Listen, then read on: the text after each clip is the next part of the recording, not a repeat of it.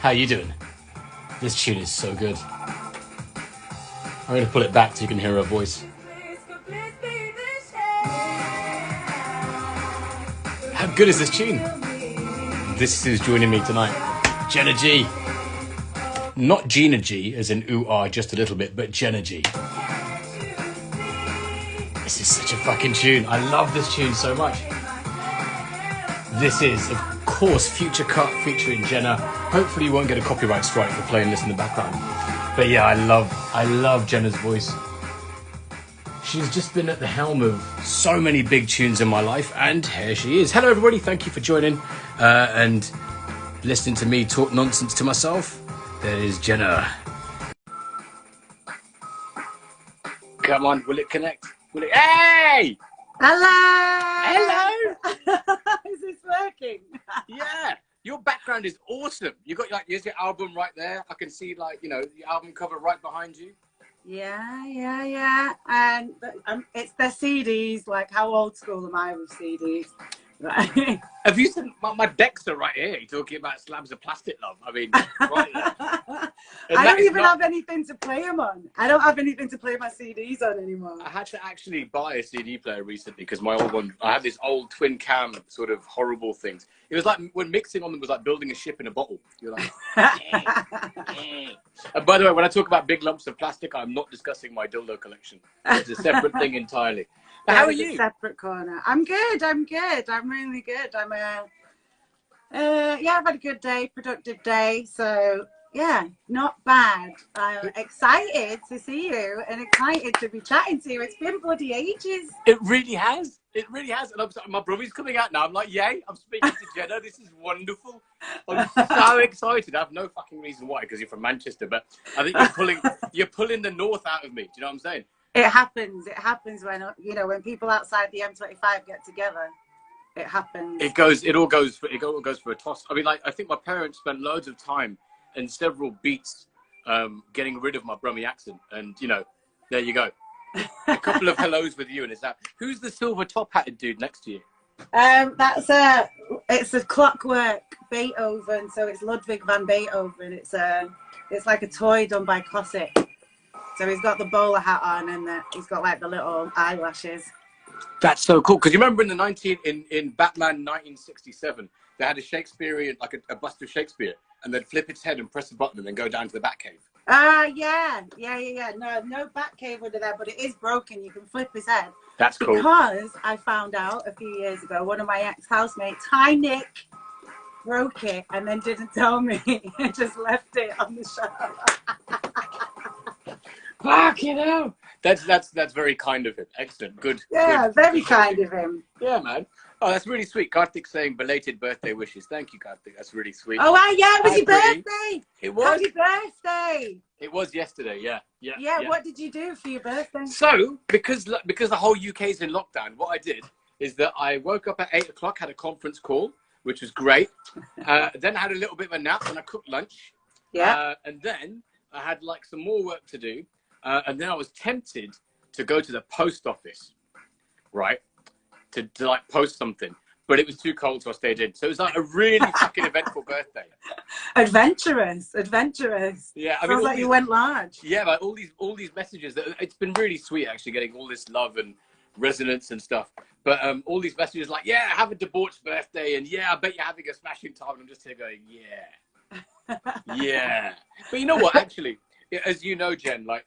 Jen, I can't believe I called you Jen. Jenna, fuck, I've never called you Jen. That's so weird. I know, I don't mind it. People call me all sorts of things, so that's the least offensive. Like, okay. I'm fine with that. Fair enough. But yeah, I was going to say, like, you know, doing a party as a job or throwing a party or a rave as a job and having a good time is wonderful. But it's nice on your birthday to do something different. So just sitting down doing fuck all is wonderful. Yeah, it has that, when you put it like that, it does make a nice change. It does make a nice change indeed. And the best present is talking to you, because your presence is my present. Oh, well, I cheers to that, my man. I cheers to lovely. that. So this is my first time. It's not my first time on a stream drinking, but it's my first time on like an Instagram stream or just like, you know, a public stream drinking. I'm very excited because it's wonderful. before. It's what, you know what? It's like, okay, because you know this. You were on One Extra for years. You're an esteemed presenter. You've done all this shit before, and you know how, like, you know exactly sort of the criteria and sort of things you have to do to prepare professionally. And the thing I love about these is that I get to talk to a friend that has seen me be wasted before. So like, I've been around, everyone that's been on these chats has seen me be a drunken asshole before. And so it's not anything like an interview. It's just a catch up in a bar with a mate, basically. So I fucking love it. It's so liberating. I'm just like, I get to talk shit with people I love. It's awesome. I'm trying to think, when you said on the blurb for this thing, you were like, oh, I've told you off many times. Yeah. I'm trying to think, when was the last time I told you off? Okay, so I was thinking about this when I was just having a poop before I came back and I spoke to you. I was saying I was on the loo. I was just thinking about this, and I distinctly remember one time, and I forget where we were, but you slapped me, and like you slapped me, and I think it's because I said something ridiculous. You just went, "Oh, shut up," and fucking slapped me, and I was just like, okay. And you know what? Honestly, being from Birmingham, being small, skinny, brown, working class, and looking like this, I'm used to my beats. You know what I'm saying? So like, I apologize for slapping you. That was in my slapping days. It was sisterly. It was sisterly slaps, man. I can take that shit. It's fine. I need, family beats, man. That's how we're raised. It's all good. But that's the whole thing, right? Going back, I was thinking about how the fuck we first met, and I think that obviously there's two connects. One's the drum and bass world, because we were sort of floating around the drum and bass world. Then there's the BBC world as well, because like Radio 1, One Extra Asian Network, all that kind of stuff was present too. And then there was Prush, because you were in many bands, and Engineers was the big overlap. Yeah, I was working with Prush, like Catch 22 at first, and then I haven't heard that name for years. For a bit at Zinzan Street. Yeah, Zinzan Street. Zinzan Street. Fuck, that studio is incredible. I mean, I just remember actually when there's a big story about Gul Yuga that I'll tell you offline, or Prush can tell you, but it's a wonderful story. And like when this came out, it fucking changed everything. Do you know what I mean? Like your vocals on this. In fact, fuck it, I'm gonna pull up the Maida Vale session, because that is still the stuff of legend. Oh wow, that is the stuff of legend, man. Oh, I love that song. You know what? My phone is doing this annoying thing where it keeps going into like wants to go into standby mode. So put it on. If you've got an iPhone. Yeah. So if you go to settings and then go to screen brightness and then go to sleep never, or whatever the fuck. Hang on. Yeah. So settings and then screen and brightness, and then it says auto sleep or auto lock, and then put that to never. While Jenna's doing that, hello everybody. Thank you for joining us. Hi Apurva. Hi Tom. Philip Beats. How's it going? Thank you for all the birthday wishes, everyone. It's so sweet. And Tom's right. India tour vibes. You're on tour with us. You fixed it, Jen? Nah. Yes, I think I fixed it. I think I fixed it. Yeah. Okay. Cool. How do you see who's in the chat room? There's loads of people, but the screen's so small. God, you know what? I feel like such an old person on an Insta Live. I'm like, how do you do this? My phone's going to sleep. Who are all these people? I am Jack Murphy, Benny Press. Who are they all? Big up Jack. You know Jack, don't you? I don't know. You must know Jack. Jack, who's mates with Nick Subfocus, who gave him the demo to Andy. He's been on the drum and bass scene for years. Jack. Probably. If I seen their face, I'm not. You know what? Like, and people that know me know this. I am terrible with names. If I see your face, I know your face. But hopefully, I'm with someone, and I'll be like, "Oh, this is." And then you want them to. Do you know what I do? My trick, because I'm shit with names too. I'm just like, I actually just go. I introduce the person I'm with that I know, and I expect them to fill in the blanks, and then I'm listening. I expect them to do that. I'm such and such, and you are, and you're all like. And then sometimes they don't, just to fuck with you. Yeah. And you're just like, you bastard. Actually, this is wicked. Imran Khan is an amazing, amazing journalist who was also around the whole Asian underground club scene and set up a magazine called Second Generation. Mm-hmm. And he's wicked because he's now a journalist for Al Jazeera in war zones. Wow. Shit. And he's just said, like, can I just say, midnight was big time for me. I played it at midnight at a club one night for a bunch of pretentious twats, and it brought the house down. So big up Imran. Yes, big up Imran. Yes. Talk about stepping into war zones and things. You know what I'm saying? Just like play some D&B at midnight for a bunch of pretentious dickheads. So so that whole thing with Prush. In fact, I'm gonna call this up and hold this for a second because I want to go back to the start of it all. Now is mentioned Midnight, and seeing as we started with Midnight, that was the tune that made the name Jenna G like known in the whole scene, right? I guess, I think so. Yeah, I think that was I mean, there'd been a couple before that, like the Obsession on Metalheads with Goldie and Future Cut, but the Midnight was like, you know, we did it as a white label, and then we did it like on our own imprint, Wireless, me, Darren and Tudi, as Uncut. So Midnight was kind of like the beginning of like us as Uncut, and that whole fun ride in the major industry. You've had so many fun rides, it's ridiculous. It's true. I do like a fun fair. I do like the fun fair of the music industry. There's just so many stories that we could literally drink all night and just put the world to rights. I mean, we kind of did that the other day when we were catching up, innit? Totally. That was quite fun. I enjoyed that. That's what made me excited for this. I was like, yay! I get to hang with Jenna. But yeah, so Uncut happened, and then as far as I was aware, like, did your solo album, like your debut album, for Lost Friends, or was it for My Lost Friends or for Lost Friends? I think it was for Lost Friends. I thought so. Yeah. Yeah. I think I named it. It's there behind me. What does it say?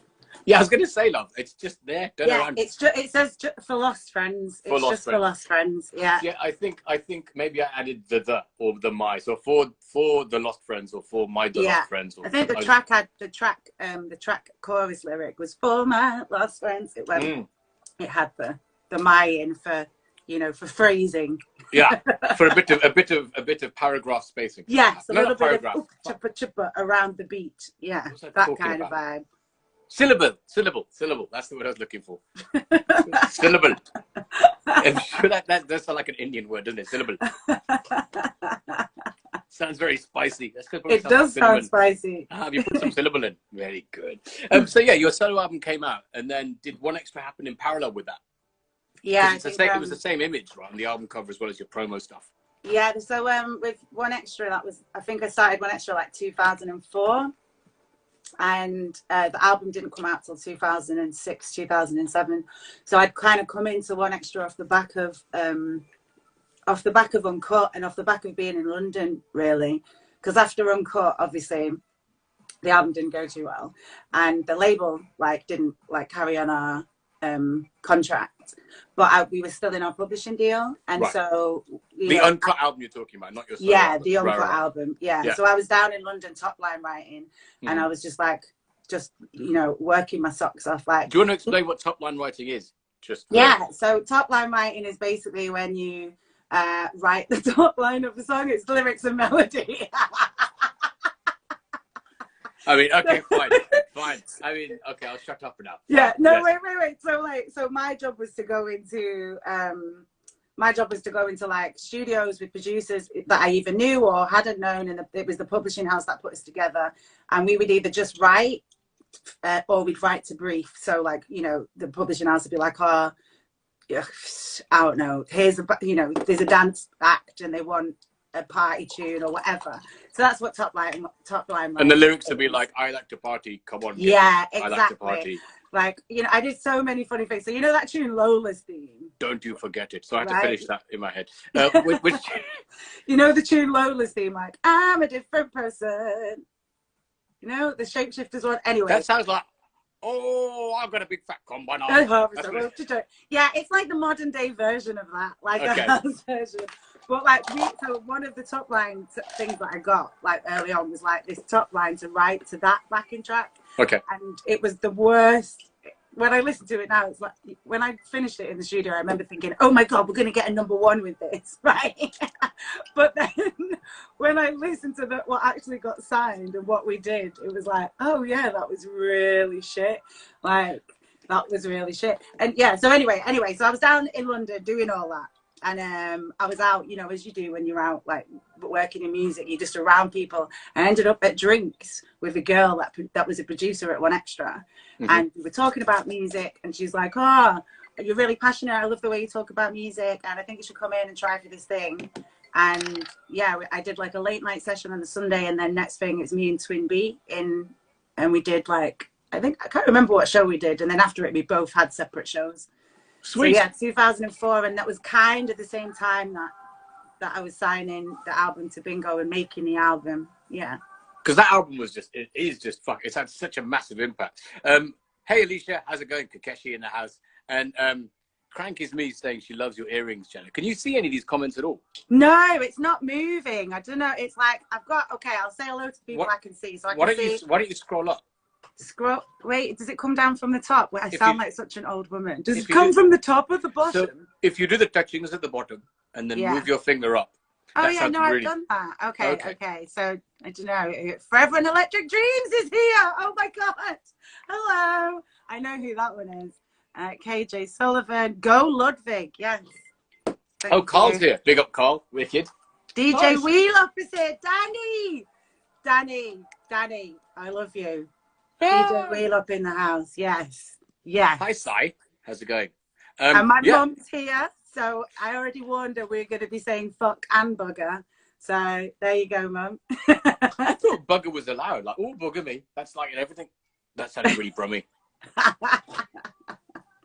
Yeah, very brummy. Yeah, proper brummy. So yeah, I mean, the obvious thing that so getting to know you, hanging out with you because you're part of Engineers.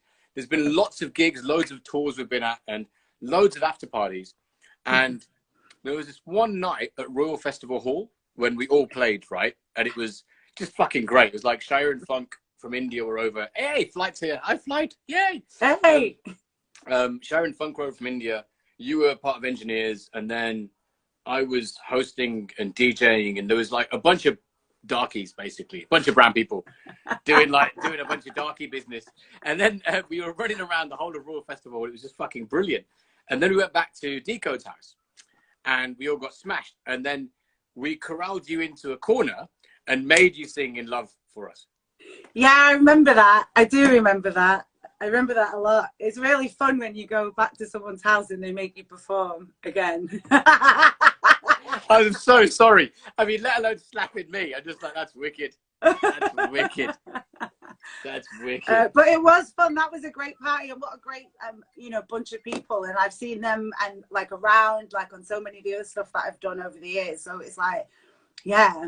There's some mad overlaps with everything. And I guess it's nice that there's like generally the consensus that they're all nice people and not bastards. So you don't have to keep running into the same bastard. Everyone go, this is true. That bastard. This is very true. It's been quite a lovely bunch, so it doesn't really matter. Do you know what I mean? You're not you're not at a festival going like that round a tent post like. And that is it, right? So it was. Hi, Mark. Sorry. Mark Force saying I got slapped around the back of the head by my nan for saying bugger. Fair enough. He probably said it at the end of something cheeky, knowing Mark. That's probably the least of his worries. But yeah, I remember when we were on tour in India, so I was looking after Decode's band driving Lita, and then we were on tour together. So it was Akala, us as driving Lita, and then you guys as Engineers, which was just like a mad party to go touring with. It was fucking great. It was such a nice bunch of people. And I remember grabbing my friend Monica Dogra in NH7. I heard, I knew Precious set, I knew the Engineers set because I know you guys. I've heard the set untold times.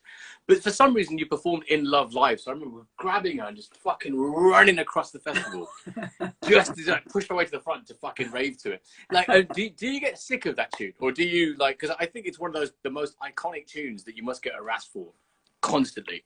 Yeah, I don't get sick of it, really. I think anybody that writes songs, especially their own song, to have so many people enjoy it, have a story to it, have a connection with it, that's, do you know what I mean? That's kind of what you want, right? You want people to be like, and so I think for me, it's always been an honor, and it's always been an honor and a privilege to do that song, just because I know, you know what I mean? I know how many people love it. And it doesn't get, if I'm in a bad mood, or for example, as has happened over my life since I've written the song, if I've had a breakup and then I've got to get on stage and be like, I'm in love, I'm just like, I'm in love. Exactly, right? Exactly. But the funny thing is about that song, and again, this is why I'm really privileged and humbled as a songwriter to have a song that people take as people ask me to sing that song at their wedding. Do you know what I mean? They're always asking that. However, the song was written about like, you know, a breakup, like being broken up from someone and realizing how in love you are with them, but it's never going to change. You know what I mean? Like the final thing is done. And so again, I think it's a really fun, I think it's a real, like, you know, it's testament of a good tune where you mean one thing and everybody else like has their own meaning to it and loves it for that meaning. So yeah. Yeah. I mean, honestly, there's a couple of tunes from my recollection that have changed things fundamentally, right? I'm going to blow a bit of smoke up your ass, but it's all true. It's all fucking true. Like, basically, like, you know, when there's like rowdy fucking drum and bass rave, right? You got all the mans, all the fucking burly guys pushing around. And In Love, fundamentally, as I saw it, changed the makeup of the dance floor. Like, it was suddenly a bunch of women just fucking having the greatest time away from like all the mans. It was wicked.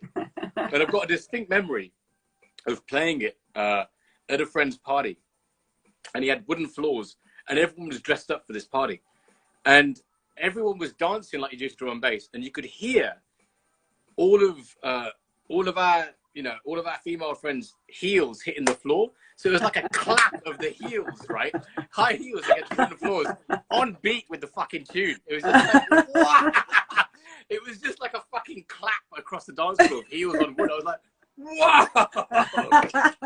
It was fucking amazing. Like, who needs an MC when you got this tune? You know what I mean? To unite. Yeah, it is. However, I mean, you know, I'm sure in many a dance and MCs MC'd all the fuck over it. You know what I mean? Just cut the mic on your bit. You know what I mean? Just shut up and let Jenna sing, man. But then also, there's another story. So, you know, Anita Rani, TV presenter Anita Rani, right? Yeah. So she's like fam, and she's like, she got, I think, can I talk about this? Yeah, she mentioned it on our chat. But basically, she's married to a friend of mine, right?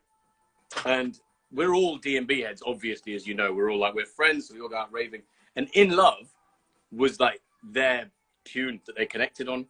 So at their wedding, the DJ was playing the usual kind of like wedding-y, bungery stuff. And I was like, we need to play this tune. So I ran into this hotel room. This was in Bradford, right? So it's a proper Indian, big fat Indian wedding. You know what I mean? It's like fucking Anita Rani's wedding. You know what I mean? It's a big thing. So I ran to the hotel room, pulled out my laptop, and I got it, and I cut the intro out. Like, I opened up Ableton, I just edited out the intro so that it just went into the sort of breakdown, the vocal bit. Like, not the breakdown, just cut it. Yeah, burnt it on a CD, ran to the DJ, was like, just press play on this, bruv. And he was like, well, just fucking put it in, press play. He did it, and my God, you've never seen so many aunties raving in your life. It was fucking brilliant. All the sort of Indian tunis and shit were just flying. It was wicked. There was like jalebis in the air and shit, and tinsel flying everywhere. It was amazing. See, here's the thing, yeah. Here's something that hasn't happened all the years I've known you and all your fabulous crew. I've never been to the Indian wedding yet. So many people telling me that they're going to invite me to the Indian wedding. Like, I even got my saris when I went to India last time with Kabir and all and his family. And I got the saris. So I'm like, you know. Do you know what it is? Do you know what it is? We're racist. We're just racist people. I'm sorry, love. It's just like, everyone gives it all that, but I'm sorry, love. If you're black, you ain't coming in. Do you know what I mean? So I'm sorry. No, I'm joking. No, we're a lovely bunch. We're a lovely bunch. But I tell you what, I think that is a key. I'm trying to think whose wedding you could have been invited to. He just got married over the past, 10 years and didn't invite me like they said he was. Come on, own up. See, the thing is that I think that everyone's kind of going into their second marriages now. So there's another cycle coming. But they're not going to be as big as the first, right? I don't know. Second marriages can be quite rambunctious things, you know. But we'll course correct that shit. We will course correct it. I can't believe you've never been invited to an Indian wedding. Honestly, though, they're a fucking pain in the arse. That's why. They sound so much fun from everything I've heard of everybody. Like all the sick outfits and food and music and traditions, like all the different things you have to do. The drama, the fights, the politics, the fucking man. All that. So it's like a layer cake of entertainment. I'm down.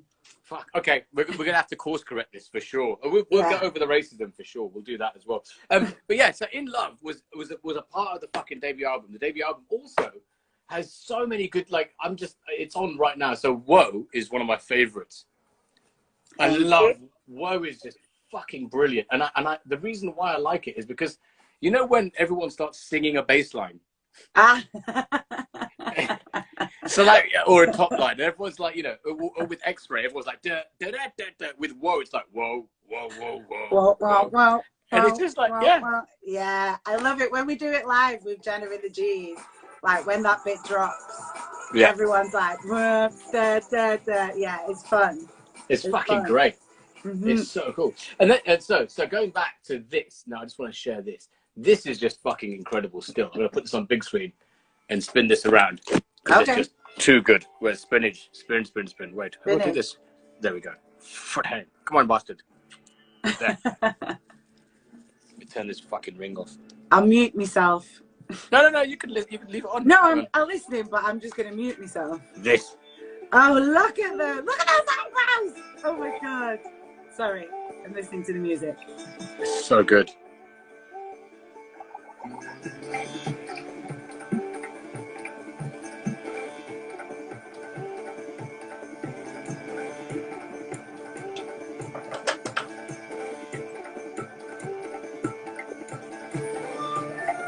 Big up Kabir, big up Prush. That's such a good show. This changed everything. This was such a fun night. I can't remember whose birthday it was, but we ended up not going to a casino back in Reading.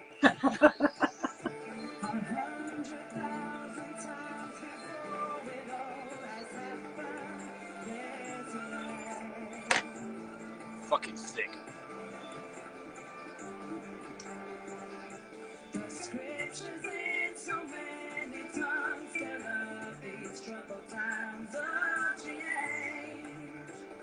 What was that guitarist's name? I used to really fancy him. Terrible.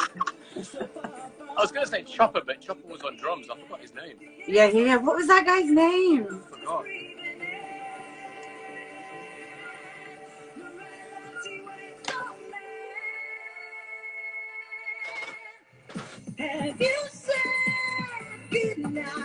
Fucking sick. I mean, your vocal performance is just something else on that. It's just unreal. Thank you. That was such a sick tune. Such a sick tune. Like, you know, all props and love and respect to Crash. Yeah, totally. For that, like, you know, because we've been writing for so long, and when he started to do the Engineers project, there was so much, you know, there was so many other vocalists and other artists that he'd already written with, and I was really, really chuffed to be able to be involved in that. You know what I mean? Just because the quality of Prash's music, the talent of his production is just epic. You know what I mean? Yeah. So to be able to make some epic tunes was like really, really fun. And I think it was also, I mean, on a real basic fucking level, it was one of the first live dubstep things ever. Was it? Yeah, because it was like seeing that whole, like, it was the first sort of taking that heaviness and retransposing it live. Mm. Were you on the Streets tour as well when they supported the Streets? No, I wasn't on the Streets tour. Because I think on the Streets tour I was with the Chemists. Oh yeah. Yeah. Oh my God, that's another time where you've told me off. No, did you tell me off? No, that was when Benga dragged me across the table. Oh, we told Benga off. Yeah, we told Benga off. Benga got told off. It wasn't me telling you off. Because then we had to and jump on and save glasses. you. Remember, he broke my glasses and he promised to get me another pair. And then for the rest of the time I used to see him, he'd be like, "She's always talking about these glasses." I was like, dude, if you hadn't have said anything, I never would have thinking, innit? Thank you very much to Nero79. Thank you. That Glastonbury was immense. It was really good. I think I found a picture of me, you, and Dee, all of us in our pants just lying in the sun. It was a fantastic Glastonbury. Was that the Glastonbury? So it was like, I was there with the Chemists, but then also yous were performing. No. You were there with Engineers. Me and Dee were there as us from Radio 1 at that point. And then, and then Pav was with Foreign Beggars. So it was that morning, right, at 6 a.m. when Reggie was staying with me and Dee, and we were walking up, and it was behind the Dance East stage, right? Okay. I remember this vividly. I remember this so clearly, right? It was like 6 a.m. It's some fucking, like, it was ridiculous. Nothing was open at that point. Nothing. Like, everything was lock off. And I remember me, Dee, and Reggie walking up, and then there was like Prush and Engineers crew walking this way, and then Foreign Beggars coming this way. It was like this mad, like 6 a.m. fucking meeting just out of nowhere. It's just like, yeah! And then someone had to come and tell us to shut the fuck up because we were taking. That was that year. And the chemist one was at Festival. A festival. Oh, okay. Festival. Yeah. Oh my goodness. Oh my goodness. My wig. I love that wig. I love that wig. I had like a straight wig, and I was really going for like the metal look, but like, you know, like a metal aesthetic, but with like my indigenous roots. Like, do you know what I mean? So I had like this wig, and like by that time, all the lace front was like fraying. So I used to like have it down like that with like a headband, you know, like a metal headband. So my hair was like that. That was a look. I remember it covered like some of your eye on that side. Yeah, I was like, you know, it was like a metal kind of, it was like a nod to metal, like, you know how they all wear their hair like that. And you wore a boiler suit, right? That was Glastonbury. Ah, that was our video shoot. That was a different thing. That was... Yeah, but I also wore the boiler suit at Glastonbury. Okay, so maybe I'm remembering that. Easy, Yazzie. Yazzie's in the chats, yeah. But I mean, that festival was immense because do you remember what happened when there was, maybe I can't talk about that dramas here, but there was some mad dramas and you guys were in, it was too many DJs, then you guys headlined. So you were headlining the Friday night, I think? Yeah, I think so. It was like a last minute thing because whoever was on got cancelled, then you were on. Yeah. And that was, I think so. So I spent most of my tours with Chemist pretty, like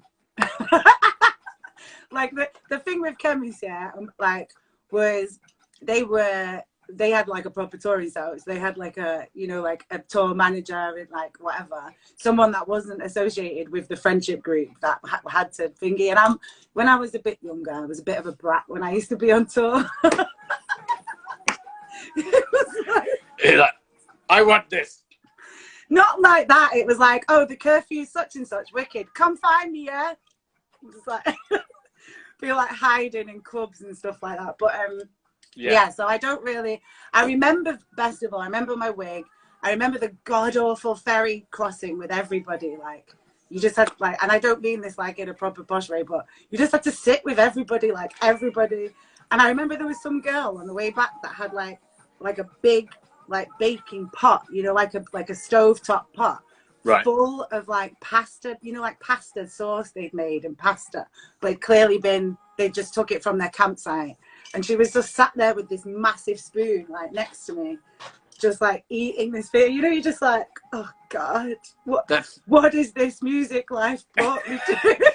Do you know what that is? That there's an interesting lesson in that for sure. And you know what, I want to ask you this. So the first time I started going on tour was when I was 20, right, with this punk band, and we'd go abroad and play massive gigs. I'd land back at Heathrow and not enough money to get the tube home. Do you know what I mean? I was just broke and living off cornflakes, 3 meals a day, and then like going on tours and living the life of fucking Riley. And it's quite a parallel, quite a contrast. Did you go through that as well? Totally. But I'm a Mancunian, so I always came back with money. Love, I'm fucking brown. I should come back with money, but I didn't. You know what I mean? You know, like, I think one of my favorite pictures from, like, the tours with the Chemist is there's a picture of me and Matt, who used to be the sound guy, and we're at the back of some, like, massive festival somewhere in Europe.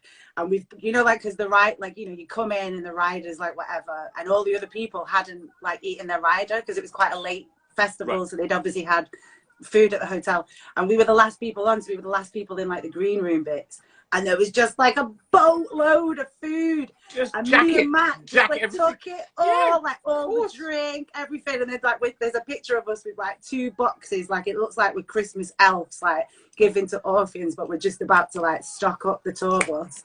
And the look of joy in both of our faces is like, we're gonna eat free for a month. We can save our PDs and come back with some money. You know, I never thought about nicking the actual. I mean, that's the thing. What? I guess. Yeah, you know why? Our punk band. I'll tell you why. Because I was young and a fool, and I never ate. That'll be a good excuse. That's a good excuse. I tell you, I can't remember who I was with. Wait, was it DJ Di in? Shouts to Di. I know he's not watching because he's doing his own radio show right now. But oh my God, that trip in India with Di and you and Chimper and everyone was fucking amazing. It was also fucking crazy. So ridiculous. It was crazy. Me and Di were just talking about this like earlier on. We were saying I'd do anything to be back in that beach hut, just on that beach. And Di was like, I'd even get bitten by a dog. I was like, yeah, I'd even have that massive, like, I'd get bitten by a dog as well. Because we both got savaged by dogs. I was going to say, didn't that happen? And then also, I remember this vividly, is that I was doing the after shows, and I was like, I can't deal with this traffic, so I'm going to skip this. I set up the after shows, lots of, as you can imagine, lots of politics and fucking rare, because it's India as well, right? And then there's the after party, and there's different scenes, and all this shit going off. And I was like, I want to get the fuck out. And I remember this vividly. It's Goldie and Prash, right, on scooters, right? And it was like, and I forget who else was it, and they pulled up as I was pulling away. But I remember Goldie sort of like skidding, stopping, and then Prash just kind of like stumbling on and stuttering. It was fucking brilliant. It was wicked. Yes, If is in the building. Big up If. Yeah. Sorry, yeah, I cut you off about Di. You were saying something. Sorry, I just I can't even. I know I was saying like we'd totally be back there. I don't know why I started thinking. Nicking food off tour. Yeah, nicking food off and being tour. broke when you're not touring.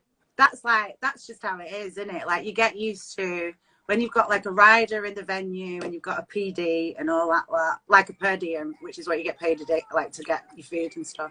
Like it's very easy if you're like me, thrifty. I'm very thrifty. That's one thing I'll take that with me. You can come off tour with money. I know, but then you know what? Just like we discussed about, there's this kind of pendulum between like brokenness and living the life of like, living that tour life. And equally as an artist, there's another pendulum that swings between utter self-confidence and self-assurance and crushing doubt, right? Yeah.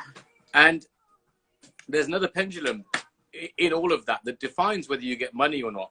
And that is like being a dickhead and not being a dickhead. And for me, it always went the dickhead side. Like, I was such a dickhead on tour. It was unbelievable. Well, you know what, though, as well, because you can get carried away in it. Like, the only reason, so, like, I've toured with Jenna and the G's, and we've all had so much fun, but I know I've kicked off at them quite a few times.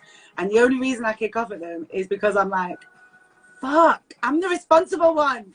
Stop having all this fun and enjoying, like, getting free shit and having entrance to places. Stop enjoying it. When you know that's exactly what you do, right? That's getting older, and suddenly, then also, I think that there's a thing when, going from being the bratty artist and being the dickhead young punk or DJ to suddenly being older, like I am. How is that changing? Have you changed? I doubt you have. I doubt. No, I'm still a dickhead. I fully admit that. But I think that you're also able to sort of help younger or up and coming people with a bit of perspective and saying, yeah, be a dickhead, enjoy yourself, but also sort your fucking publishing out, make sure your contracts are fucking covered, because we're all idiots and we went in blind basically. And I'm sure we've all been fucked over by untold amounts of, it's trial and error, right? We've all hit barriers. And I mean, any modern artist right now that's releasing on Spotify independently is getting fucked over with or without a contract. So yeah, we've 100%. all been there. 100%. 100%. And that whole sort of the chance at a shot of fame or recognition is also quite alluring, right? So I think it's kind of like it doesn't take away from the reality of you having to fucking eat. Do you know what I mean? That's true. And I think, I don't know about you, but when, through the 90s or the late 90s and coming up, there was almost like an embarrassment to admit that. Do you know what I mean? Whereas now you can be a bit more open about it and say, well, yeah, I've had to work 3 jobs to fucking eat and do this. I think I was a bit lucky because, like, I've born working class, like not raised with loads of money. So as bad as I've been with the amount of money I've had, there was only a very short period of time when I acted like that, where you just spend and you forget about your bills. But the minute I had a mortgage and the minute I had like bills to pay, I had no shit. Like I wouldn't be going and buying a £400 pair of trainers when I've got a £400 mortgage to pay. You know what I mean? Like, I mean, I was never that spendy. I think that, I mean, never did the £400 pair of trainers. When I was living in London, I was pretty spendy. Like it was it's hard not to, you know what I mean? A girl loves shopping. Just got into trainers, You got all those fabulous shops. I spent a lot of dough down there on stuff that I didn't need. You know what I mean? I don't think I had that problem because I'm a bit of a crafty bastard. I think that it was more like spending it on fun things that bring joy immediately. Mainly booze and stuff like that, I reckon. And it was just like, fuck it, let's get 25 shots. Oh my God, that reminds me of going out. Were you there? Yes, it was you and Benny and Benga at their Glastonbury. He'd regularly go to the bar and say 25 shots of Sambuca or whatever. Oh my God. It's like, what the fuck? Speaking of which, Alicia Kakeshi saying, what are you two drinking? I'm on JD and Coke, boringly. That's very, I made a fresh batch of margaritas. Freshly squeezed lime, artisanal triple sec. Okay, so answer me this, right? What is your preferred measurement for a margarita? Like, is it, so for example, tequila for me is 3 shots of tequila, 1 shot of triple sec, and then a shot of lime juice. Is that right?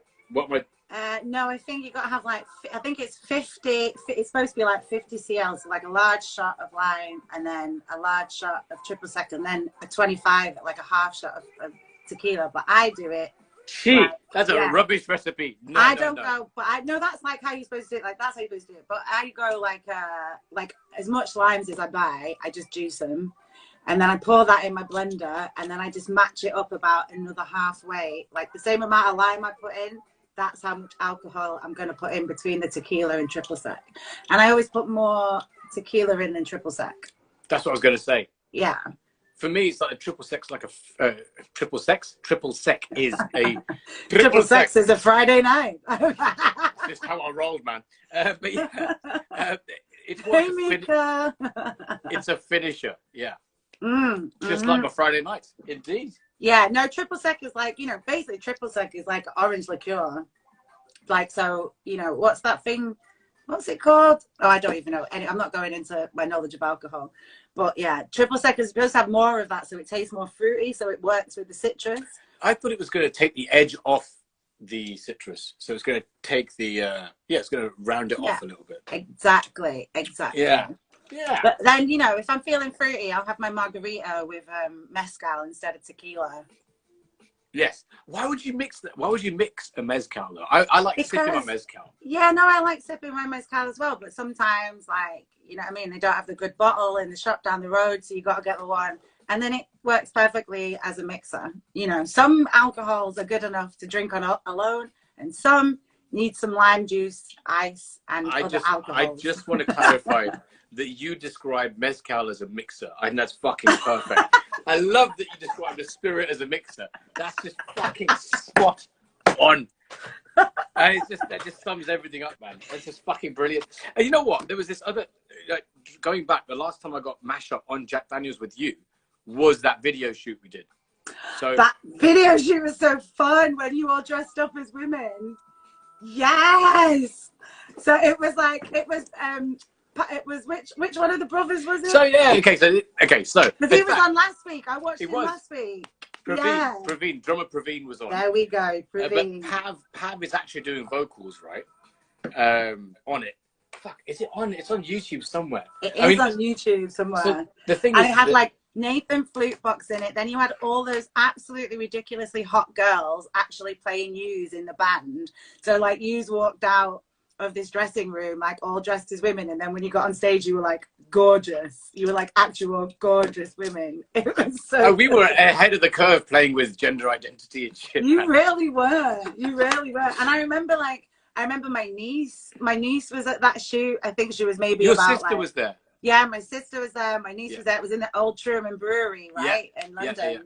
And it was such a fun day. It was just it was a really fun day. And Nathan was there, and he like did like the karate like fight scene with his flute. And then you had to fight Dee and Konami. Yeah, I know. I got I got like dragged out the room like a mad woman. Like I got to literally go sick while 2 people just dragged me out of a room, which is like, and the camera angle was like that, like, you know. Wow. It was an amazing day. It was so good. It was. I mean, obviously, I think it was just before, like the financial crash. Obviously, it just vanished. But the story was that Pav, Foreign Beggars Pav, came in to do a song on a beat that I wrote.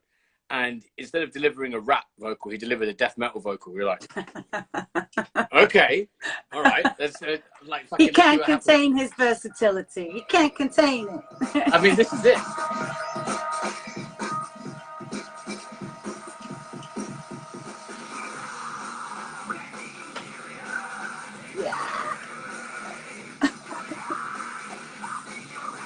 Yeah, man, it's just fucking ridiculous. It's such a sick tune, and such a sick video concept as well. Well, I think yeah. And also to go back to going to places where people make me sing in Love Live. Do you not remember during that video shoot that you stopped filming and got on the decks and like got on the mic and was like, "We're not going on until Jenna G sings in Love Live," and it was just like, oh my god. I think even after a full day of unpaid work, you're gonna make me sing this fucking song, even though I love it.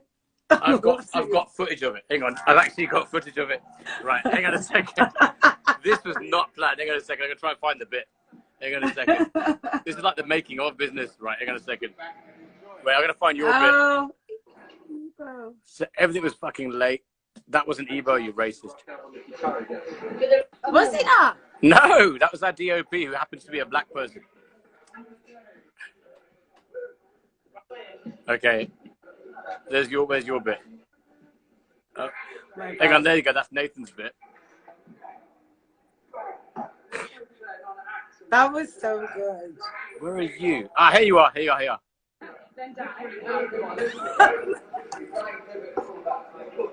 Another excellent wig moment.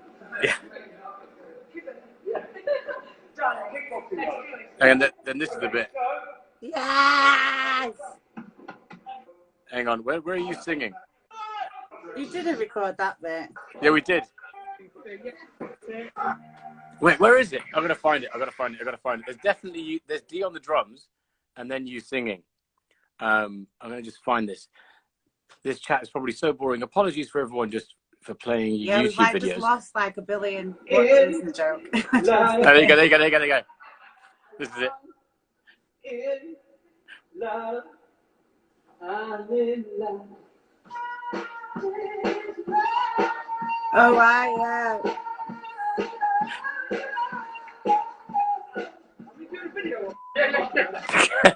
Thank you, D. Thank you, D. Yeah, let's carry on with the video. Yeah. Oh my god, that was such a fun day. It was hilarious. It was really good. That was such a fun day. And then Untold Fest. But the point of that day, the reason why I was saying that was because we literally had no money, and I think, as you said, everyone was working for free, and we just had crates of booze. That's all we had, and we got through like maybe 3 bottles of Jack and 20 cases of like beer or whatever. It was just. It was insane. Great. I also remember going to the shop and getting more. So. Such fun, man. So listen, apart from all the singing and shit and all of that, all the stuff we know about you already, Jenna, the acting, the acting, you fucking I mean, hidden gem bastard. That's a loose term. I think mate, acting is a loose term. Mate, fuck off, right? So I'll tell you this, right? So Shameless, the TV show Shameless, got a US version as well, which became a big deal, right? But the UK version, Shameless, came first, right? And there's this one episode where Manchester or the estate gets locked down, right? And there's these fucking Apache helicopters. Season 4 of Shameless, when there's suddenly money, right? It's and also it's a Christmas special. It's the Christmas special. All right, and so this housing estate in fucking Manchester on TV in the UK at a time when there wasn't so much internet and so much channels. It's like a big deal. Everyone watched this shit. It was like the estate's locked down. There's fucking army helicopters. And then there's Jenna in a fucking boiler suit, I reckon, right? No, it was in a shell suit. I was in a tracksuit. Just walking between 2 fucking helicopters in the air. No, that wasn't what it was. That was totally what it was. You take too many drugs, dude. That was not what it was. No. Maybe I'm maybe the scene before it was that, but the scene is, so they've locked down the estate and they've got the barriers. So maybe at the beginning of the scene as they're coming down, I don't know, I haven't watched it in ages, but it's basically like everyone's stuck inside the estate and there's like, you know, the cordon areas, the quarantine area. And everyone's trying to get through and there's all army people. And my character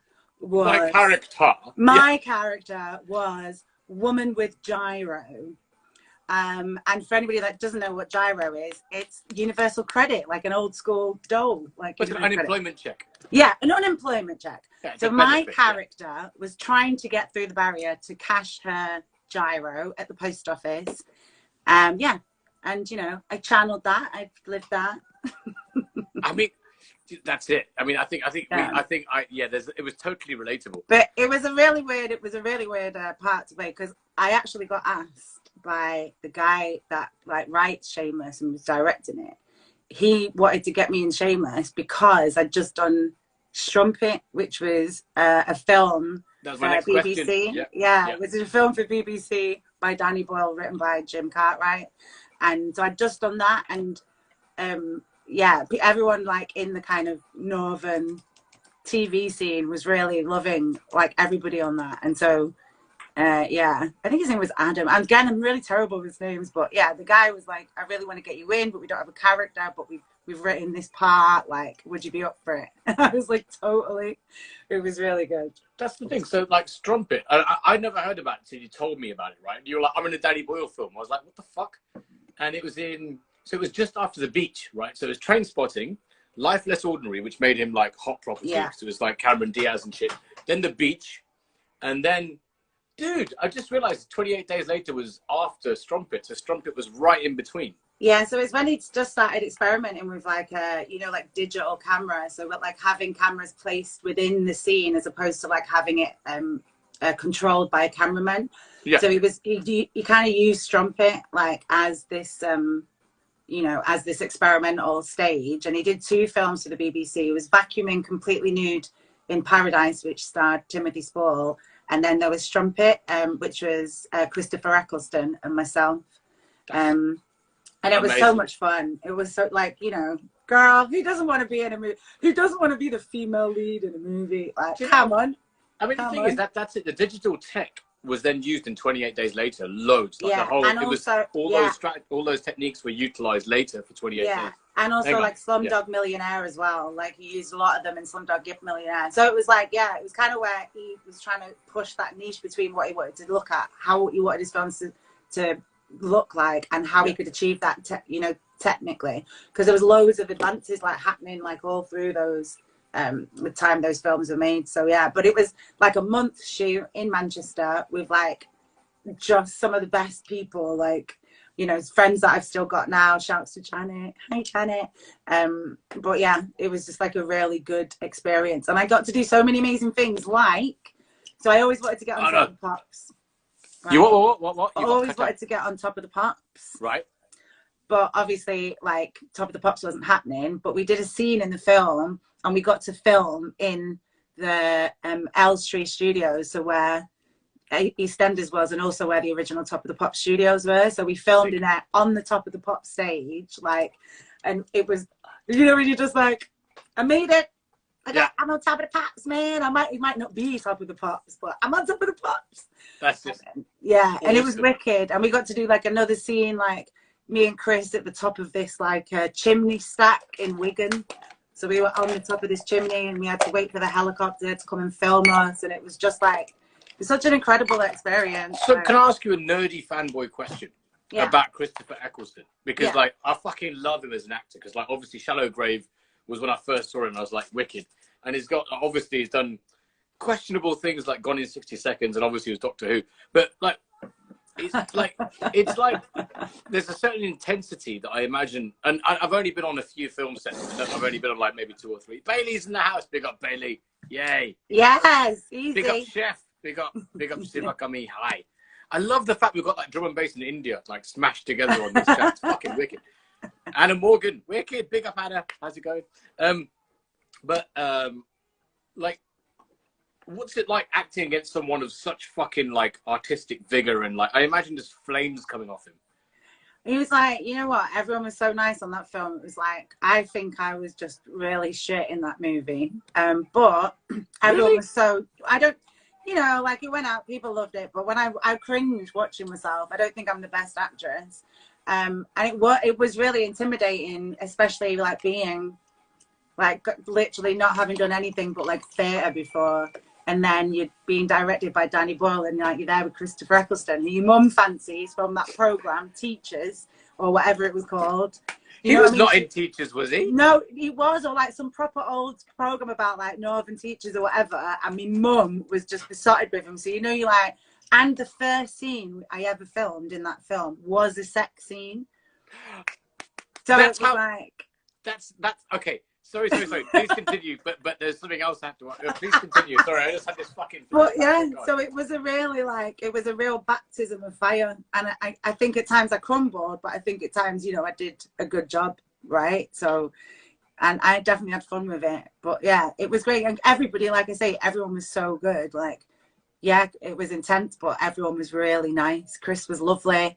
He actually, we like used to play a lot of music together and stuff, especially before scenes where it was like, you know, a pretty big scene. And he gave me what was that Knit and Sony album? Wait, I'm like It'd be Beyond Skin. It'd be Beyond Skin. Yeah, definitely. It'd be Beyond Skin. So I'd never heard of it. I'd never heard of Knit and Sony before. Like I think I might have heard his tracks on radio, but I didn't know who he was. Wow. And Chris gave me that album, and again, like, you know, in terms of like liking an artist and liking them for a long time, that was the first time I'd heard of Knit and Sony, and I still rate him. You know what I mean? I never knew Christopher Eccleston was a Knit and Sony fan. I'll tell him.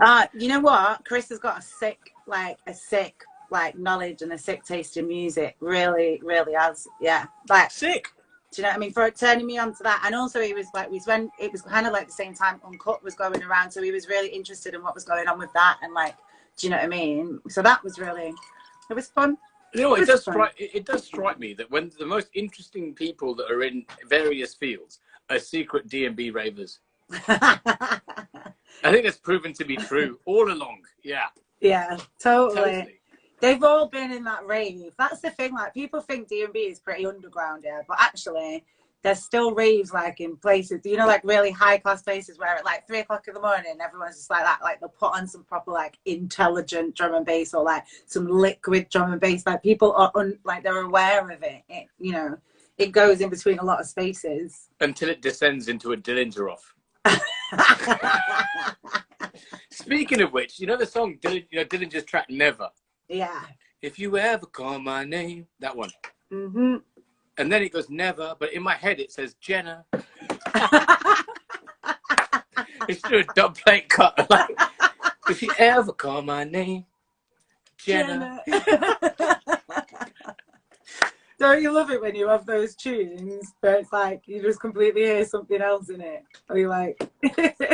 Totally. But yeah, so the reason why I got excited, by the way, Anna, thank you for wishing me happy birthday. That's really sweet of you. Yay! It was yesterday. Birthday. Big birthday. This is my birthday party. Lovely birthday. I get to... There's one thing that about Strumpet that is burnt into my memory. Is when... Sorry. Because... Okay, I'll stop laughing. You don't know, it's fucking true. You had to explain this to me, right? Because you told me what a merkin was. Because you had to wear a merkin. And I was like, what the fuck's a merkin? And then you were like, it's a pubic wig. I was like, what? And you had to wear. And like, just to say, like, you know, there's like Borat, right? And Borat 2 talks about the decline of the trade in pubis, right? I was like, yeah. Oh.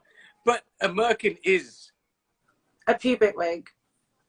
Like, you know, say you're trying to do a scene from the 60s, but you got a girl from the 2010s. She's probably not going to have that much bush. And if you have to film in a month, she's still not going to, you know. Unless you're Indian and you can just pull that shit out of the bag. You know, yeah, totally. There's probably many races. I speak for myself, not any women I know. Totally. But yeah, so if you're not follically a legend down there, you can get like a merkin. So it's like just a follically a legend.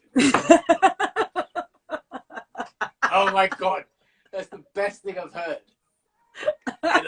If you're not follically a legend down there, get your merkin on. Yeah, get your merkin on. They're really fun, and it was a really weird experience because obviously like. The casting happened so quick and then the filming happened so quick that, you know, try as I might, I couldn't get as much hair as I was supposed to have in certain places. And there was like a couple of art house news scenes. I mean, they are very tasteful, and I've got to admit, and I love you, Jenna, but not in that way, so don't pay much attention.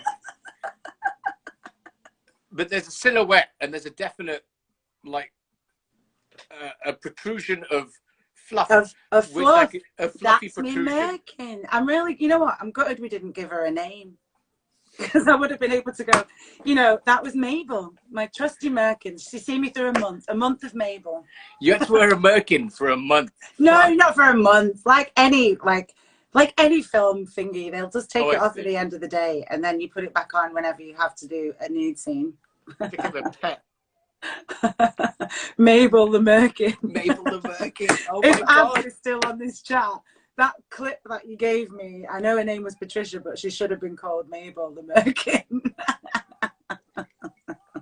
But yeah, I mean, that must have been quite difficult. I presume makeup had to apply it, and there was professional shit involved, or did, like, you know, it must have been really uncomfortable, right? Do you know what the funniest bit was, though? Like with the armpit hair as well, what they had to do was, like, they got wigs and they cut like hair off the wigs, and then they'd like glue it to underneath my arms so it looked like I had like really long. It was fun. It was mad. It was good. Yeah. Fuck. But yeah, that's why Strumpet has burnt into my head, because I learned from you what a merkin was. What a merkin is. Yeah. What? Yeah. What is this? I didn't know what one was before I'd done the film. So yeah, it was a learning curve and so many experiences and so many levels. But again, it was just so much fun, and like, you know, I got slated by a lot of like film festivals. Like, I'm sure I've like took them down off the internet already, because it was. Oh, because you are Google. How can you take the fucking reviews down? Because it was back in the days before Google didn't own everything. It's hard. Do you remember when you didn't used to search with Google? Like, I know you remember that. I can't remember what I used to search on, but I know Yahoo? I used to use it. Alta Vista. Yeah, just like it wasn't Google. Ask like Firefox. Firefox. Like, what? Firefox was way out. Ask Jeeves. Firefox. Just Dude, it's got a high rating. Strumpet, the TV movie, has a high rating. Yeah, like, but and in terms of, like, you know, when it first opened, it opened in a lot of film festivals. We got the one that really loved it was the Genevan Film Festival. They absolutely loved it. I think we got an award of some sort that I went to accept in Geneva, which was really sick. That's fucking dope. Yeah. Again, just like, you know, you do new things and you get to do like mad stuff like that. Like go to an awards, like go to a film festival, be in a film, like, you know, it's fun. I honestly, I don't say I'm good at it, but I got the opportunity, you know, ran with it. Love, I'm sorry, but you're fucking excellent, because just like that one scene with the helicopters that you don't remember or say something, or maybe I imagined it. There's you and helicopters. I'm like, there's Jenna, yay! And I was like, there is no scene with a helicopter in it. In Shameless, I mean. No, I mean there might be helicopters in that program, but not in my scene. Because my scene was close up. I'm like at the front of the barrier arguing with a soldier. Editing is such a magic that, you know, it's remembered in a different way in my head. I've conflated two separate scenes so vividly that I imagine you getting off a fucking Apache helicopter and walking through. with a shell suit. You know what's been fun though? Because they put I think they put it on Netflix maybe like 2 years ago, like around about Christmas. So I remember being at home at Christmas and like getting all these like DMs on Twitter or like on Instagram going, did I just see Jenna G in Shameless? Were you just in Shameless? And it's like, you know, it's been around for a good, like, for a bit. You know, it's been around for a good, like, 10, 15 years, like, there. And it's funny when people just discover it. You're like, oh, yeah, I was. Shit, yeah. I was in that. But you know what? There's there's oh my God, sorry. Anna's like, Ask Jeeves. Do you remember Ask Jeeves? Yeah. And he had the little thingy like that, like he was going to give you the answer on his plate. Like, what? I need a butler service to Google shit for me, basically. Do you know what I mean? Listen, Ask I'm going to Jeeves go. If anyone's got a question for Jenna, ask it now, because I need to go wee. So she can answer your question while I go for a piss, if that's all right. Okay. Yeah. So hit me a question, or hit us a question, because I really need to pee. Like badly. That's fine. I reckon you sit here and smoke, do a little bit of carnophilia for you. A bit of what? I don't know if I said it right, so I'm not saying it again. I was just like, huh? Huh? Huh? A bit of what? What? Okay. There's the other thing I was going to ask you, actually. Wait, Have I misremembered? I think I really need to wee. No, go and wee. It's fine. No one's asked me a question, but I'll literally just scroll through the people in there. All right, cool. I'm gonna go wee. I'll be back in a second. All right, enjoy your wee. Well, this is really lovely, isn't it? Just being left alone on an Instagram live interview.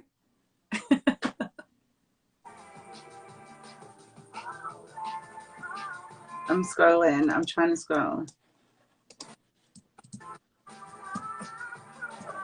Damaris, hello. It feels really weird. Atlanta's here. Hello.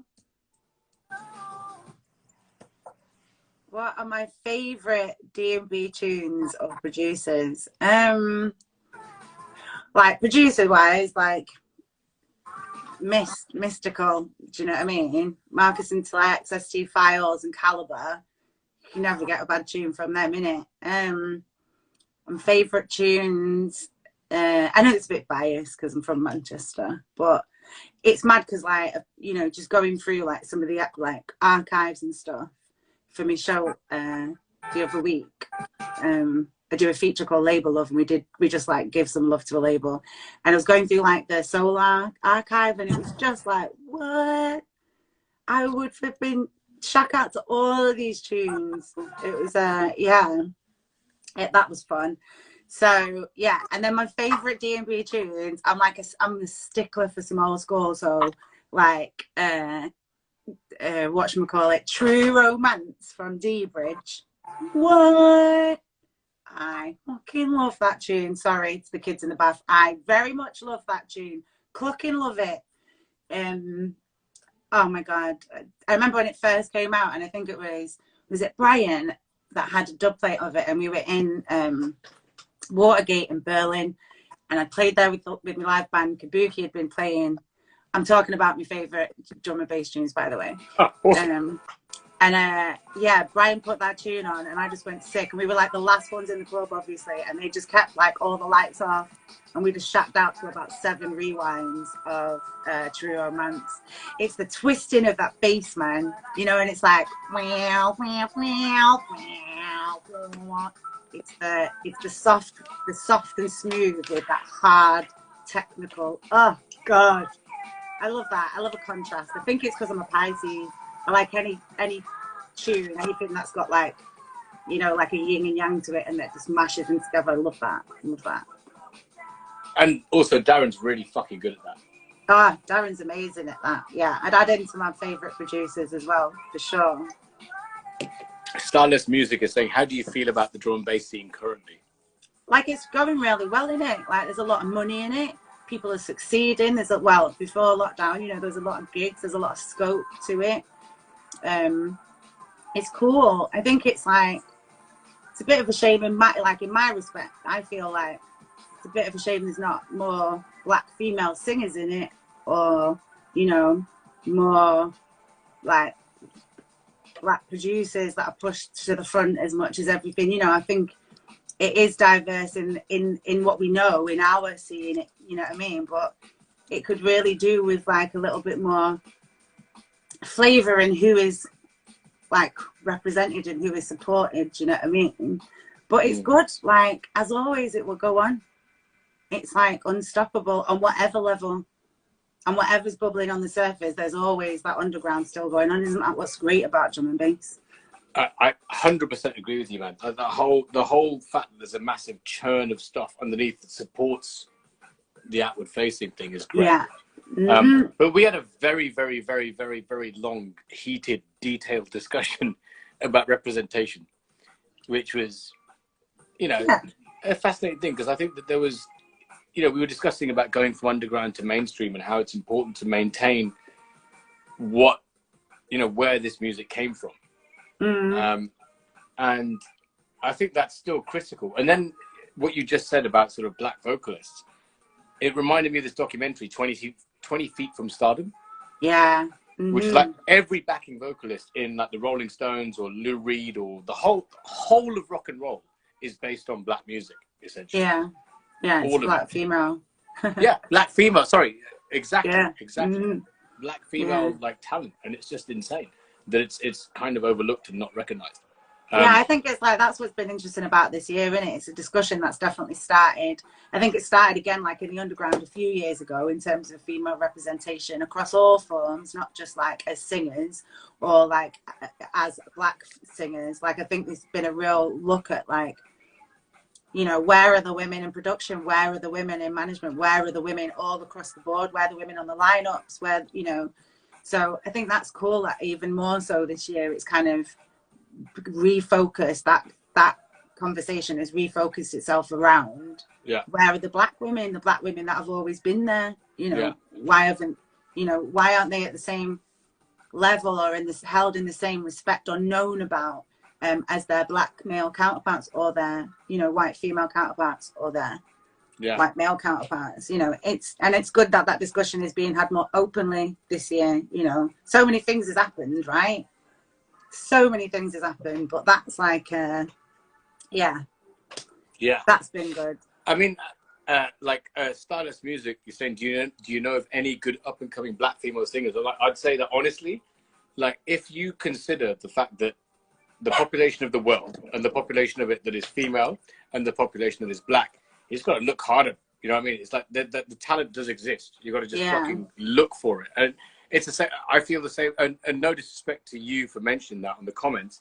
And in fact, Anushka Shankar and a bunch of female artists have come together to form the F list, which kind of negates that point where if you need female talent of anything, go and fuck it as a database. Yeah, there's a database of it. Exactly. Yeah. And I think that's it, innit? Like, because I've been doing this show on a Reform Radio, which is a great social enterprise that I work for, and a fantastic radio station. And I've been doing this show like through lockdown that's basically been supporting independent artists and talking with independent artists of all different, you know, stages of the career, and kind of like going like, what have you experienced? And through, you know, we found this list made by a group called Black Bandcamp. So Black Bandcamp are a group of journalists and, you know, A&R and promoters from around the world that put together a list of like black artists on Bandcamp for like all different diasporas. And on the radio show that I do, we found this list in a bunch of resources, and we just started to get in touch with as many of these artists that we'd never heard of, that we'd found on this list and whose music was incredible. They'd been out for years, and we started to interview them. You know, so there's people like Anaï. So she was studying at, I can't remember the really famous New York music school, but her music is incredible, and she came to the forefront because of her song called Nina, and she has this amazing like jazz and like pop sensibility, and her album's incredible. But when you listen to what has been released and what she's signed, the people that have signed her, what they've signed her to do, it's like, the hell, like what the hell? And the same with like another girl called Eliza Shaddad, who'd written for Clean Bandit, like on their first album. She's had like, you know, written top 10 hits for them, and then couldn't get like a proper record deal, even though she's fantastic and musically trained and can do everything. She makes it all herself and is just brilliant. And again, it was just like, wow, this is something that I knew from my time in the music industry, and this is something that's been constant. And there's just all these fantastic artists existing underneath the radar that we're not exposed to. Yeah. You know, I mean, Anna Morgan in the comments has just said stuff like, she's saying that Nia is young 21-year-old black woman living in London, is a producer, vocalist, and a visual artist. And the fact that DMB is late to this conversation, I totally agree with that. It seems more reactive than actually progressive. But also, I've got to, you know, there's this thing where... Is Anna talking about Nia Archives Nia? Because she's sick. She's from Manchester. She's sick. She's just been on that so on that EQ50 mentorship program. She got through, and she's going to be working with V Recordings, which is going to be sick, because like that's her style. It's like jungle, like so a little bit like ragga influence, like old school, like, do you know what I mean? Yeah. Okay, so Flight's saying, yeah, it's an EQ. Can you explain about EQ50? So EQ50 is basically like a group of women that have been in the scene for a while, like, and saw that there was imbalances in how lineups are made and how you know, it's not an equal 50 split in terms of the amount of talent that's in the industry and the amount of talent that's being represented. So they got together and they made this project or made this group to fight that, to basically talk about it, represent it, and push forward and make something happen, make a difference. So there's you know, they've been doing stuff for 2 years. It was their 2 years birthday this week. Yes. They've had, like, you know, conferences where they've had speakers, like women speakers from the industry across, like, the different skill sets. And they've also got, like, a Facebook group where they share women producers' music and stuff that empowers and supports and educates, like, female producers in the electronic music group and beyond. And yeah, and they're doing loads of great stuff. They just put together that mentorship, which just went live, which is basically paired a bunch of female producers with some major drum and bass labels like Shogun and V Recordings and Critical, and I can't remember the rest because I've had a couple of margaritas. But yeah.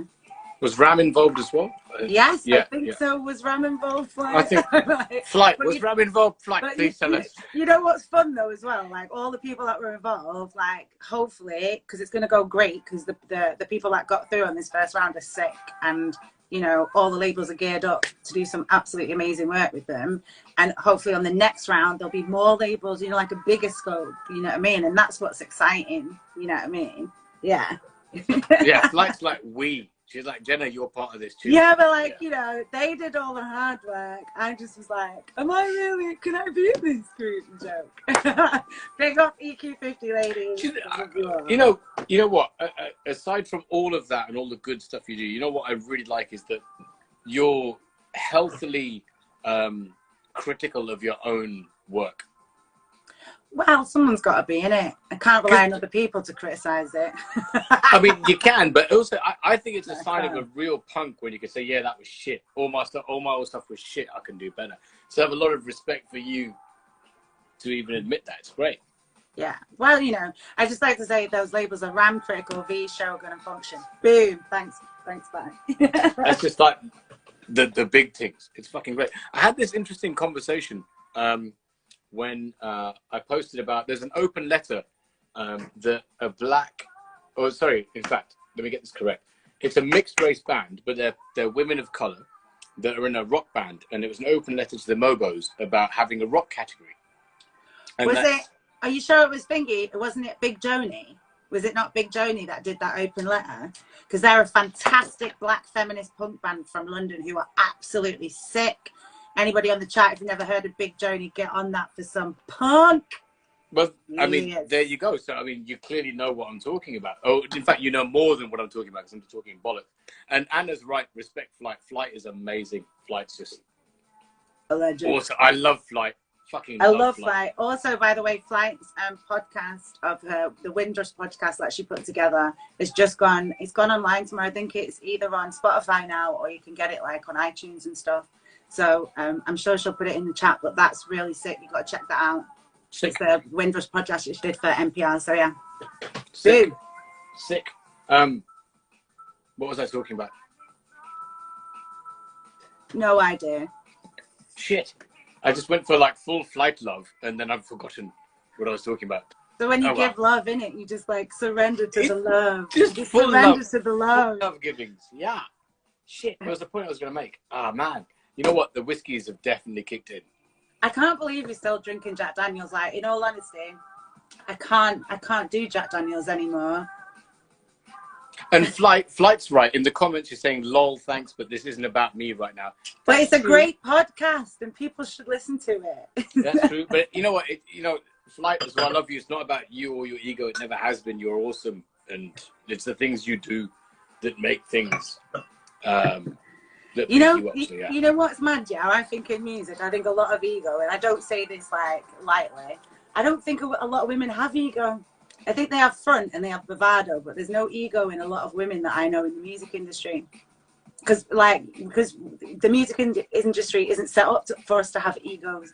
We don't walk in a place and be like, I'm the best. Oh my God, my beats are amazing. We walk in and we go, what do you think of this? Do you know what I mean? Like, this is it. But you know what I mean? So the ego is, like, I'm not saying we're ego less, but And there's a lot of women in artists that aren't, you say like, I'm being like whatever, like egoist or whatever. I think a lot of women artists like that. That's interesting. I never considered it that way or divided it on in that perspective. Maybe because you ain't a woman. This is very true. I like my boundaries being like pressed against and challenged. But you know what? I think you're totally right. I think that there's a certain amount of that's interesting. I'll think about that. Yeah, mull on that like some Gluck wine. Done that. Yeah, I will let that ferment. And that's true. Anna's saying women are not rewarded for bravado, however men are. That's probably true. That's a very good point. In fact, yeah. Because I think there's been times where I kind of assess how I would approach things and think that actually maybe being that aggressive male archetype would benefit. Well, and I'm like, and I just can't be fucked until I get really pissed off, and then I do. Yeah, completely. But we know of loads of men, like, you know what I mean? That bravado is exactly what keeps them signed and keeps them until it all comes crashing down. But that's a completely different story. And I'm drinking margarita, and I don't want to go there. Fair. We're keeping this drunk and happy and positive, but also putting the world to right. That's, you know. In it, because it's your birthday, Chad. I did, buddy. That was yesterday. Today, it's long gone. We've got the rest of the year there, you know. It's your after birthday, you know. In some parts of the world, the sun just went down. My after birthday. Your after birthday. My afterbirth day. It's the most. You know, like Grace Jones from Boomerang. Afterbirth. It's your after birthday.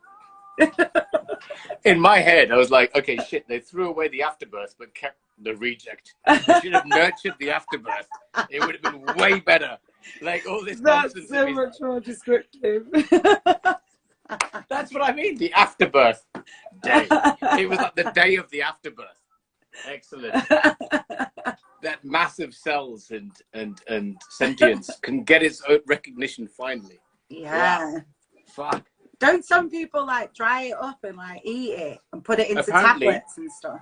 Apparently, it's full of healthy hormones and iron. It's full of, you know. It's supposed to make like, I mean, I've never had a baby, so this is just like urban myth that I've heard. Jenna, funnily enough, neither have I. Right, so we're in the same category. Maybe you've heard these same urban myths, but I heard. Sister, I've got your back on this. Right, all your hair apparently can fall out, but I heard that if you eat your and then you need a merkin, so it's fine.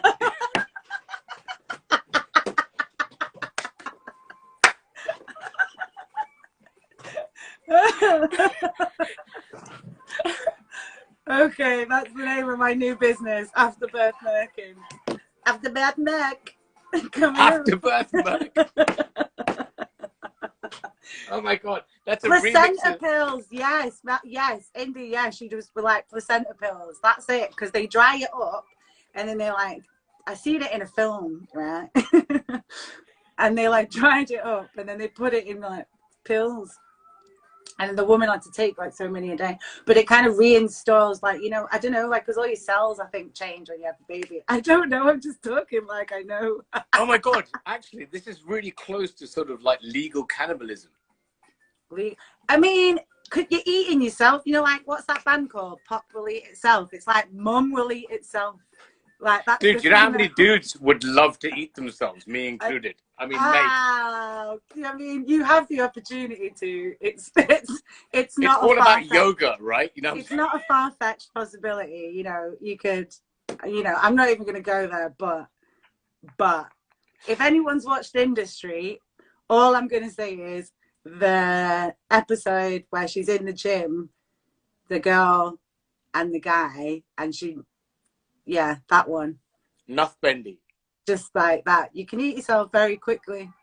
Well, there you go. I'm so glad we had this conversation. So anyway, sorry. So, wait. I've lost myself about 3 points ago. Yeah. I don't know how we're going to found yourself yet. Have you Bobbin's here. Bobbin's here. There you go. Hello. No, you haven't missed anything. We're kind of like, you know, the alcohol's kicked in now, pal. And we're talking about all sorts of things. In fact... And he keeps losing his train of thought, so... I know. We're proper pissed now. But there was... Okay, now Pav's here. Thank fuck we can sort of change the conversation away from munchings and merkins. Yo. Munchings, merkins, and afterbirth. That's Afterbirth Mercs. We're Afterbirth Mercs. Dude, that dub physics track, Merca, has a whole new meaning now. Marker. I mean, you know what? That's rude of me to say. Is that how you say it in your accent? Dude, I'm a poor kid that is pretending to be posh for years of conditioning. So it's like when I say shower instead of shower. And today, I'm going to take a shower. Today I got fucked over by saying year, right? So someone said, oh yeah, next year, and they're like, oh, you say year like a Brummie? Like, yeah, I'm a fucking Brummie, you prick. Like, oh, I thought you were well posh. Fuck. They thought you were well posh. Has it only been Zoom interactions you've had with them? I mean, it's not the reals. It's not our actual things. Public just customer says marker. Yeah. Mm-hmm. I see that. There you go. Fine. So marker does sound very different to something to do with a merkin. Definitely. I don't think like Johnny and Dub Physics made a track about merkins. I mean, who knows what he says in those opening bars? It could be about merkins. I hear banana.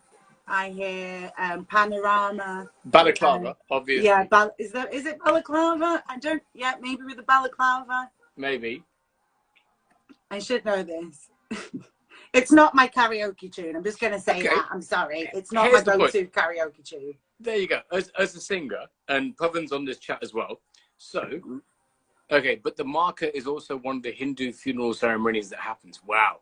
Wow. There you go. Is that what the whole video was about then? Like, I know that the bit, like, it wasn't that inspired, it's quite Hindu inspired, but like the face painting and the tribalness of it, like. I thought it was more like general cultural appropriation because they're wearing like a Native American headdress and shit. So. I mean, you know. I'm taking the piss, obviously. I don't mean. Wait, can I just clarify that I don't mean shrugging to wearing a Native American, and also can we just say First Nations or like Indigenous Americans? Indigenous Americans, okay, yeah. Okay. So like, I'm not shrugging like, oh, you know, anyone just wear it. No, I'm not saying that at all. Yeah. I'm just saying like, Johnny is just like me. He's of mixed race, and I don't wear like. Oh mate, I'm taking the piss because we're like fellow darkies. It's fine. It's just that. It's my first IG live. I don't want anyone to burn me in the comments. I don't want to go. The comments are all our mates just cussing us anyway, so it's totally fucking fine. Like, literally, we've spoken about so much weird shit. It's fucking awesome. And I've lost my train of thought so many times. But yes. Did you not make notes? Come on, you were on the BBC. What kind of... You were on the BBC too. Fuck you. You were, like, on, like, movies and such. Yeah, you know what? I put that feature in my own show so I could get to meet famous people. God, what do you know about merkins, you bastard? Hello, Daniel Radcliffe from Harry Potter. What do you know about merkins? Did you interview Radcliffe? Yeah, interviewed Radcliffe, Quentin Tarantino, Beyonce, Jack Black. Wow. Who else? Who's that guy that made the terrible Eli Roth? He's the only horror writer and director, like movie director, that's been on the cover of Men's Health. Is he hot? I'm going to Google him. I mean, do you know who he is? He's the guy from Inglourious Bastards. That what's his name? The one with the baseball bat that comes out like he's the berserker. He's the mad one. That's Eli Roth. He's not really my type of dude. No, he's not my type of dude. As a Prince fan, I'm like, but he's very Hollywood and very intense. I mean, that didn't impress me. I looked at his face and I sort of shriveled up inside. No, but yeah, I interviewed loads of people. You know, it was really mad. I was reading an interview with Hugh Grant the other day, and he was like, it was because he's just made, I don't know, he's made something, a new TV show or something, but he was saying, like, because he hasn't been about in ages, and it was like, oh, why did Hugh Grant duck out of the movie world for whatever? And the first thing was like, oh yeah, it was after this movie called Music and Lyrics, and I just kind of went a bit mad. And I actually interviewed him for that, and he was really like, it was a really good interview because he was totally like on one, like he was energetic AF. And he was really like a fun interview, but you know, you're just like, yeah, I didn't expect this interview to go like this. Like, you've been very good in this interview. And then I read that, I was like, oh, you were literally on a bender and you were about to carry on for a good, like. I stopped off for a bit of a pause and now I'm off. Yeah. Anna's saying, can you tell us a Tarantino story? And I agree with Anna. Tarantino story. Well, so I interviewed him at the... Okay, wait. Sorry. I've seen your feet and they are really, really, really elegant and long. What? His feet? Your feet, dickhead. My feet? Oh, I'm not getting my feet out in this, but thank you for the compliment. No, because because Tarantino's got a foot fetish is my point. Oh yeah, but luckily for me, I've met him in like professional circumstances. So you had your toes closed? I had my toes closed, definitely. Fair. We interviewed him for the Grindhouse thing that he did. So it was Planet Terror. It was like the double bill, Planet Terror, and then his movie was Death Proof. So I interviewed him for Death Proof. And it was in the Mandarin Oriental in London. And we'd done the interview. It was kind of like a junket. So I had to sit in a room with 300 other people and him. And we all had to ask questions. And like we were all recording. And then after it, I'd gone downstairs and I was going to meet like my manager downstairs in the bar. So I was waiting for my manager and I'd ordered, is it a Mexican margarita, which is basically a margarita, but it comes with like, no, it was called something else. Anyway, forget what the cocktail was called. But I'd ordered this drink and it comes with like a slice of lemon, like thin, like flat slice, like thin, right, with like a cocktail stick through it with a little raspberry on top. And it's got raspberry liqueur in it, but it also has tequila in it. Anyway. That sounds wrong to me. I'm sorry. No, it's really, really nice. Trust me. Okay. I can't remember what it was called, but it's wicked. So I'd ordered that and I was sat at the bar and then the bartender... Deco's just entered the fight. Yes, D. Yes, D. So I'd ordered that at the bar and then I seen the bartender was making two of them. So I was like, oh, he was having the other one. And I looked over and there was like Quentin Tarantino who'd come down from like the junket. But then the bartender came and gave me like mine first, and you can see Quentin Tarantino be like, "The fuck." So then he walked over when he got his drink. He like walked over and he was like, "Oh, did you interview me upstairs?" I was like, "Yeah, thank you so much. It was really good. I didn't really get everything I wanted." And he's like, "Why? What else would you ask me?" So we had a really nice chat, like not smarmy, not whatever. And as we were chatting, my manager came in the hotel. So like he's walking up to the bar. And he's just like, he's like walking up to me going like, you can see it in his face. He's like, you know, she's not. Oh, and as he gets closer, I'm like, oh, Quentin, this is who I'm here to meet, like, to my manager. And so he turns around and he's like, hey, how you doing? And like, my manager at the time was just like, he usually was really good, but he was literally just like out with his backpack, just like, and then Quentin was like, I'll let you do your business. It's been great speaking to you. Make sure you, like, he told me a couple of records. He's like, make sure you check out those records and have a great meeting. And then he like walked off to these like really hot girls that were sat in this little enclave behind him. That had their big feet out. Yeah, they had their big feet out. I don't know. But yeah, that would be my cool Quentin Tarantino story. Like, he was super nerdy and lovely. Like, he was a great bar chat. I love a bar chat. You know, like, I don't need to know who you are, where you're from. Let's just get in deep about whatever, like 60s, like rockabilly black music. Or, you know, like, let's just get in deep straight away. Let's just go. Let's go. I don't need to know anything else. And he was very much like that. So that was really cool. That's fucking dope. So yeah, when Pav popped up on this conversation, what it made me think of was the D&B Awards. Which one? When you guys co-hosted, so like Pavan, obviously, Foreign Beggars and Solo. Pavan, that was the best. That was so good. So the Drum and Bass Awards are a thing that happens in the UK where they award people awards. There you go. I explained it like a dickhead. Yeah, that's basically what it is. It's the Breakbeat Arena like forum that turned into a. Jenna, I'm gonna go pee again. You can explain it and carry on. My god, this is you know what? In terms of interview etiquette, this motherfucker. This is my bladder. I fill it up after going pee. I can't believe you didn't like bring a catheter for the tonight. I fucking told you this was a chat in a bar, not an interview. okay, a chat in a bar, that's fine. But can I just say, I haven't been to the toilet yet. Ti amo, Ella Mentes. Ti amo. I love that. It's so romantic. Ti amo. Can I go pee? Yes, you can go pee. Okay, good. Yeah. Yeah, no, also as well, the teleprompter broke, but also, Pav, you came out and did like the best move ever. Remember, you came out with a suitcase and you just like put it on the floor in front of the podium and stood on it. It was so good.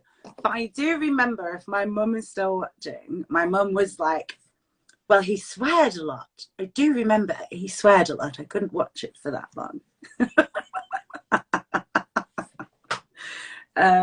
So now I'm just scrolling through because I haven't been watching this. And yes, Decode. Amazing Kiwi. Yes. This is really weird. I see people do this on other people's live and I'm like, gosh, that's so rude the way they just scroll through and don't interact. But I understand why. Odd Sock Lock. You're well famous, Jenna. Come a long way since we were in primary school together. Who are you? Who is that? Who were you in primary school? Odd Sock Lock. I can't go onto my Instagram right now because obviously I'm on here. And your picture is a sock. So that doesn't help at all. They didn't call you, but I know. And I'm so gutted. I'm so gutted. I thought you were brilliant, Pav, to be fair. I thought you were excellent. I don't think I'd laugh so much during an award show. Did you? Hello. Hello. Hi. Again. Yeah, I guess I'll follow you when I can come off this and follow people. But you better like post interesting stuff because if you don't, then I'll unfollow you. It's real talk. I mean, that's quite sweet, you know, that you even try. Yeah, you know, like I love that. But you know, if it's like, if all you're posting are pictures of your family and I don't know you, and as much as I appreciate the love, it's like, why do I want pictures of people's random family on my feed? Is that a euphemism for their bits? You know what? I don't want to tempt fate here by saying, but I send me your junk. It's way more interesting than your fucking cat. Like, no, don't, because I will totally expose you. Like, but I've never had a dick pic. I'm really, really, really chuffed that I've never had a dick pic, basically. You know what? Talking about Boven's jokes, right? So there was this. Oh my God, you were at the gig as well. Okay, so that XOYO gig we were talking about ages ago. Wait, do you know what? Seeing as we're allowed to go toilet, I'm going toilet. Okay, go.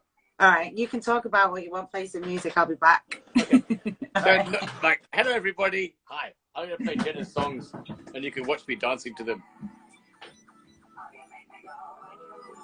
This is such a great song. There's one called Ooh. Amazing track. So yeah, guys, ask me anything you want. I know that actually I'm on this every fucking week, so it's way less interesting than Jenna. Actually, this is lovely. There's a track. It's way, yeah. Anyway, so my phone has been on because I didn't want anything to disturb it. Hang on, Jenna's saying something in the background. Let's have a little listen. Drunk your Rob, kill me. But there's like the real McCoy right at the back. It's really good. Can you hear that? It's amazing. She left her mic on. Yeah, just do you.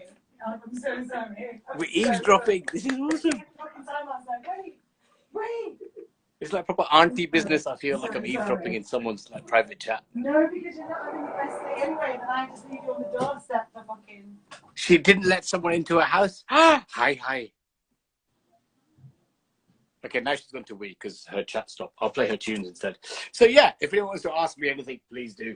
I'm obviously drunk and incapable of being subtle. So there you go. So yeah, what was I going to say? Have awards. Okay, she's back. Do you know what's great is that no one asked me anything at all, and also we heard everything that was going on. It was great. It was like no, you didn't, because I muted my mic. You didn't. Did you hear me pee? We heard your chats and apologies and stuff. Oh, okay. That's fine. As long as you didn't hear me pee, that's a good thing. What's wrong with hearing people pee? It's like it's just, okay, I sound weird. Yo, that. I'm saving that for my OnlyFans. Don't be going there. It's like vocal stems for £5 a month. And actually, it's just like sounds of me in the distance. Vocal stems, you know. Like, you know what I mean? Like, not even anything else. Like, here, sample me pissing. That's fucking gold. I mean, there's got to be something. I'm future-proofing my music career. I mean, we all know, right, that the production is a lot of time solitary in front of a computer. And people look for samples anywhere. But if you had a whole sort of P-series of samples. Who knows, Mike, what might happen? Who knows? Anyway, so yes. Where were we? The drum bass awards. Pavan, you, jokes. Oh yeah, in terms of representation in DMB, going back to that, and I know it's like two dudes, but one thing that tickled me was that Prav was representing Alex Perez's label, and they won Best Label at the DMB Awards, and Pavan from Foreign Beggars gave his brother an award. I was just like, that's fucking hilarious. It was a cool moment, right? It was cool. I like that. And there's no nepotism in it either. It's not as if it's like, yo, this is like a maneuver or a fix or something. It's just like organically. For it. Yeah, the people voted for it. I love Pam as a guest, as a co-host. I just thought we were really funny. Maybe that's just me. Maybe nobody else has got that sense of humor, but I thought we were hilarious. And I agree with you. And the story I thought he was hilarious, and I basked in his comedy. That's what I really think. Like, that's actually what I think. I think that's definitely a part of it. I think, because I'm getting really pissed, I think we should wrap this up. That's true. Do you know what? It's been really fun. Like, you know, with lockdown and everything, you kind of like, not that I haven't done Zooms, but same as, you just get a little bit wasted. But it's been really fun. Thank you very much. And thank you. You know, I'm really happy that you asked me, because I've been watching them, and it's such an amazing, it's such an amazing cast that you've had.